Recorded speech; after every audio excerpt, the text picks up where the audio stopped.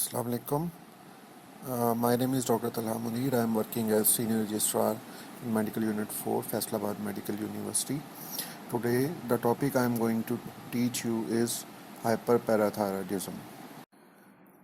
These are the objectives of the lecture, which include definition, classification, pathophysiology, clinical manifestation, investigations, differential diagnosis, and treatment.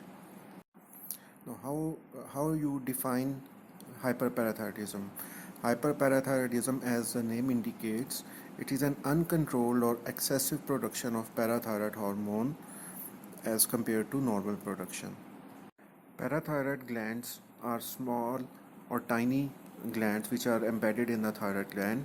Parathyroid glands are associated with calcium metabolism.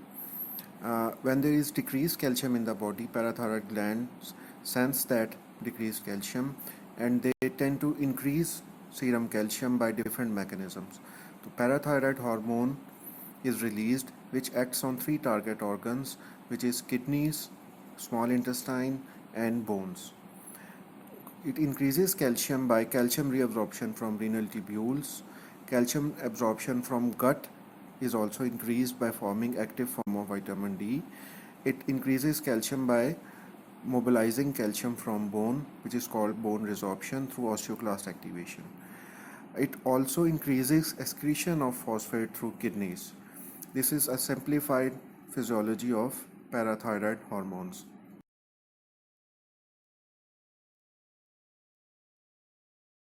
Hyperparathyroidism is classified into three forms, which is primary, secondary and tertiary hyperparathyroidism. Primary hyperparathyroidism, as the name indicates, it is due to primary pathology of the parathyroid glands. In 80% of the patients, the main cause is a parathyroid adenoma, which is a small tumor of the parathyroid gland which produces excessive parathyroid hormone. The other cause is parathyroid hyperplasia, which is present in approximately 19 to 20% of the patients.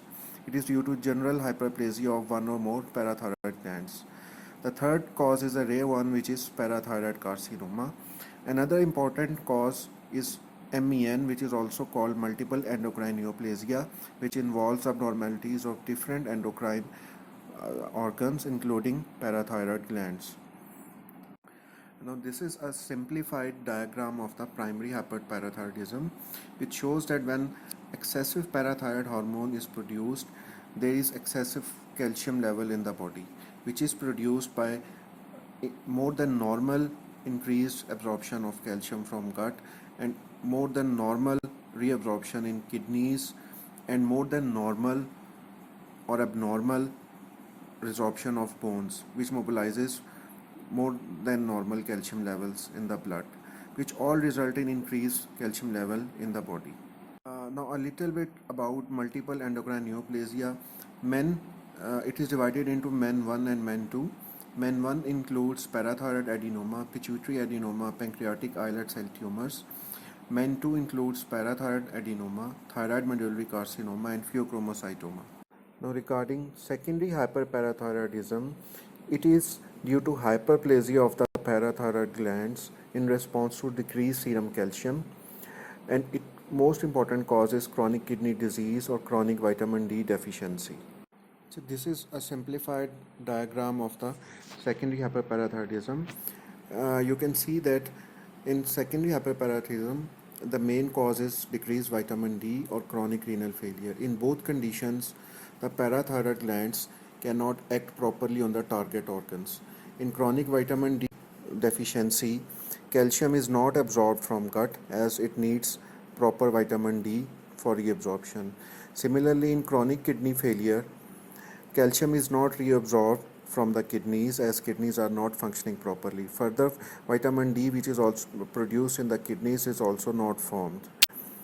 So, parathyroid gland is there, drive is there, but the target organs are not responding.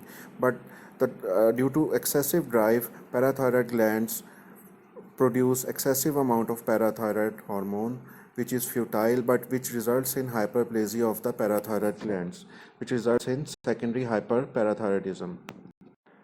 This is a photograph showing normal parathyroid glands And the second photo is showing a parathyroid adenoma, which is a separate tumor of a parathyroid glands, and the lowest photograph is showing parathyroid hyperplasia, which shows a gland more hyperplastic than the other hyperplastic glands. uh, Tertiary hyperparathyroidism, it results from autonomous parathyroid nodule on top of parathyroid hyperplasia. It presents as hypercalcemia in long-term chronic kidney disease patients on hemodialysis or after kidney transplant in CKD patients. This is a simplified diagram showing hyperparathyroidism, tertiary hyperparathyroidism. Now, it usually results from excessive production of parathyroid hormone, which is independent of the drive to produce excessive parathyroid hormone. In chronic kidney disease, if it is treated by hemodialysis or renal transplant, the initial abnormality cause is treated by renal replacement therapy or transplant, but the drive is removed. But now the parathyroid hormones, parathyroid glands still produce excessive parathyroid hormone independent of the initial drive. It can be simply said that parathyroid glands become autonomous. They become independent of the drive and they continue to produce excessive parathyroid hormone despite the fact that the initial drive of decreased calcium is reduced, which results in increased calcium absorption, which results in from kidneys and gut as well as from bones. Clinical manifestations of hyperparathyroidism is characterized by four words, which are stones, bones, groans, and moans. Stones are usually due to increased calcium formed in the kidney stones, present as kidney stones. When there is excessive calcium reabsorbed from bones, bones becomes weak and there are bone pains. Groans, these patients have abdominal pains and constipations. Moans are due to psychiatric issues, and which will be explained later. In skeletal manifestations, there are bone pains due to renal osteodystrophy in CKD, joint pains, and increased risk of long bone fractures. The renal manifestations include polyuria and polydipsia due to nephrogenic diabetes in spiders. There is renal colic due to kidney stones. Gastrointestinal manifestations include decreased appetite, nausea and vomiting, heartburn and peptic ulcers, which is also depicted by groans. There is weight loss. There is very increased risk of pancreatitis due to increased calcium. There is abdominal pain, and due to increased calcium, there is excessive constipation in these patients. The CNS manifestations include malaise, headache, fatigue, insomnia, irritability. The most important is depression and intellectual weariness, severe disorientation, and psychotic episodes, which is depicted by the moans in the four words which were taught initially. Neuromuscular manifestations includes paresthesias, numbness. There could be muscle cramps and weakness, and diminished tendon reflexes. Cardiovascular manifestations include palpitations and hypertension and conduction abnormalities in ECG. How we will investigate a patient? Uh, the following investigations are to be done, which is serum calcium, which is usually more than 10.5 milligram per deciliter, serum phosphate level, which is less than 2.5 milligram per deciliter, as it is excreted more in through kidneys. 24-hour urinary calcium is usually high. Serum calcium and phosphate ratio is greater than 2.5. Serum alkaline phosphatase is normal if it is increased in bone disease. Serum PTH level obviously will be elevated as it is hyperparathyroidism. Regarding other investigations, ECG will be done, which will might show prolonged PR interval or shortened QT interval. There could be bradyarrhythmias and heart blocks. In genetic testing, primary hyperparathyroidism in less than 40 years of patients should be done. MEN1 and MEN2 should be ruled out. And important point is that in these patients there is usually a family history of hyperparathyroidism. Now, Imaging techniques used in investigation of hyperparathyroidism include X-ray of long bones of hands, ultrasonography of neck, systemic scintigraphy, 18F fluorocholine PET MRI, 4D CT scan, MRI scan, CT scan for kidney stones, or DEXA scan for bone mineral density, as there is bone resorption due to increased hyperparathyroidism.